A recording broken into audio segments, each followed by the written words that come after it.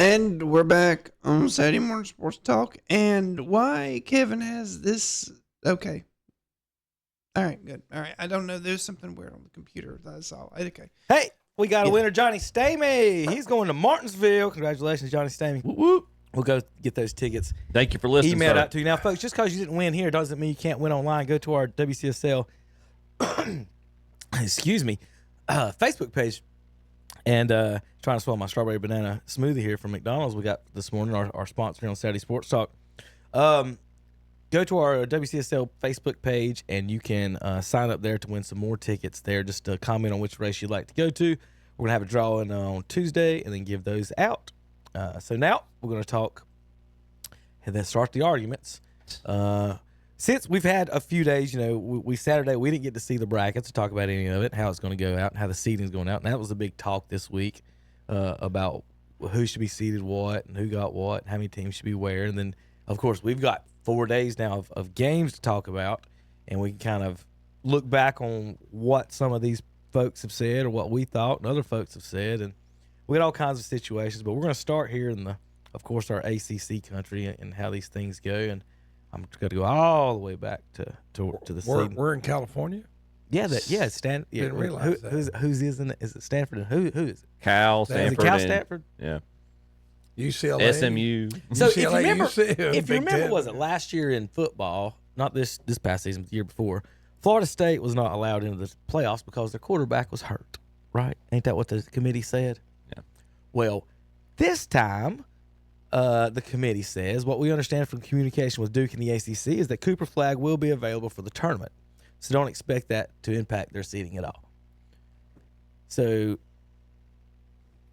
however, whatever you want to get that from, could Florida State could simply have just claimed that the kid was going to play, and should that how they have handled that? I think it's stupid anyway. I mean, if you won the games, you won the games. It doesn't matter Who's still on the team, right?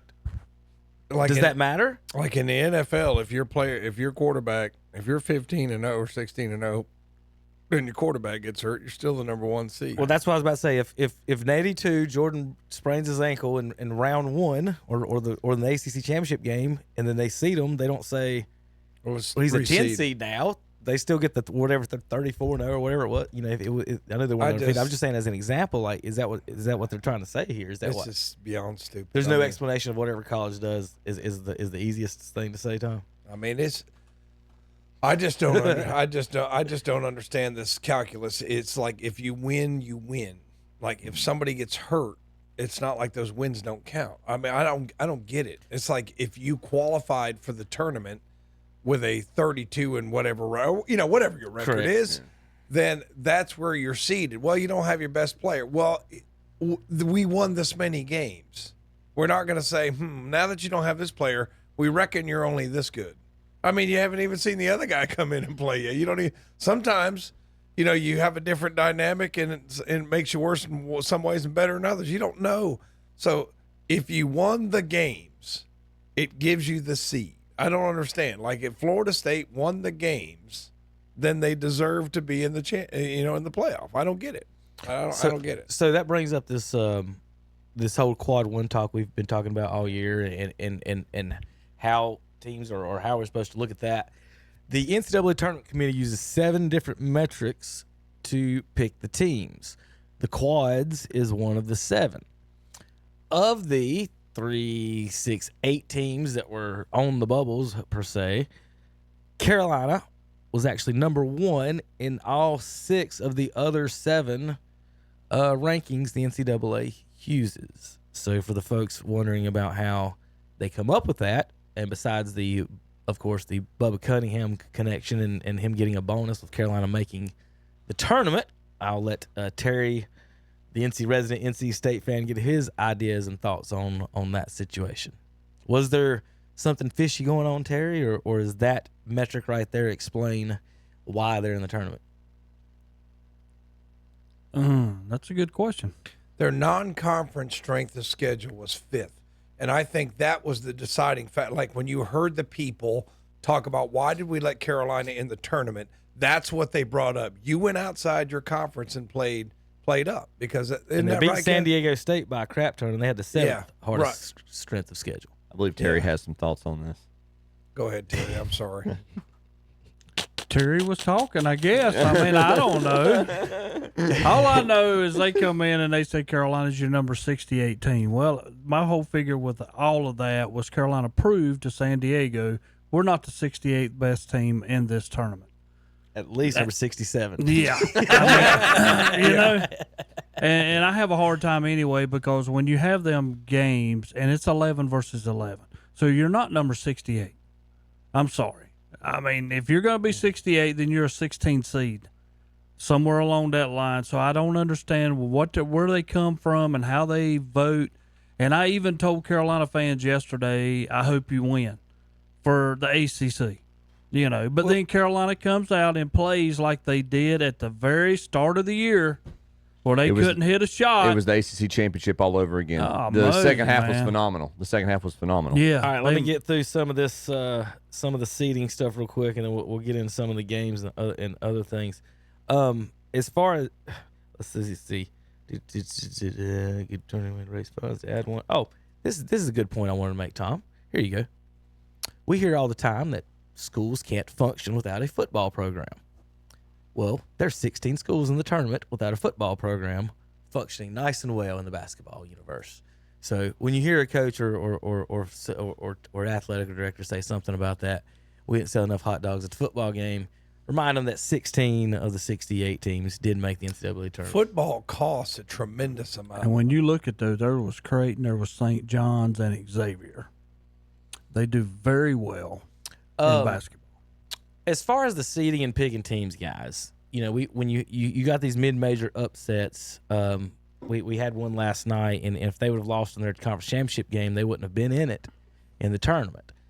With as many teams as we have, should there be a minimum and a maximum to the number of teams allowed into a tournament? Like, you know, again, we've talked before, how are you in the tournament with a losing record in your conference? Or just should you be over, 500 or should you have, or whatever the rules is, what do you think that is? Should there be a minimum or maximum on either one of those? I don't think they should be because I think when you play your tournament, it determines that Every conference got two teams. Would that be a problem? Yes. Yeah, that might be a problem. Why? I just think it would. It's only two teams. Well, I'm just going to pull up a couple. Well, just then to that look. means they're how many are they? 30 conferences. Well, that's what I was wanting to look at first. I think there's exactly 30 it's not automatic just power. bids. It's not just power four. You know. Yeah, that's what I'm saying. I think it's 30 automatic bids that go through. So that would be 60. Yeah, I mean that's your. And then so you'd only pick 8 more. That would hurt the SEC. Or them 8 coming out of the SEC all at once. Kevin's still scrolling. 29. Yeah, 29. 29. Yeah, Okay. you could pretty much fill out the whole tournament. 31. Okay. Well, should there be a maximum? Hey, but it would take all the A percentage of your league. Should it be like I have you a hard can't have more time. than 50% of your league in the tournament? Here's If you your can't deal. make, because here's, and I'll say real quick to you. Yeah. If you can't make definitely the top 10 in your own tournament, if you're in your own league, what gives you the right to say I can make the Final Four or should have a right to play in a Final Four in this country? You gotta be careful with that argument though, because you could start making the same thing about any of the smaller mid-major conferences in the country. They shouldn't be in They're not going to win it. I'm going to be honest with you. There should There's only be 32 only- teams in this joker if you want the truth. They down to 32 teams. There's only 4 teams that's ranked 10th or lower.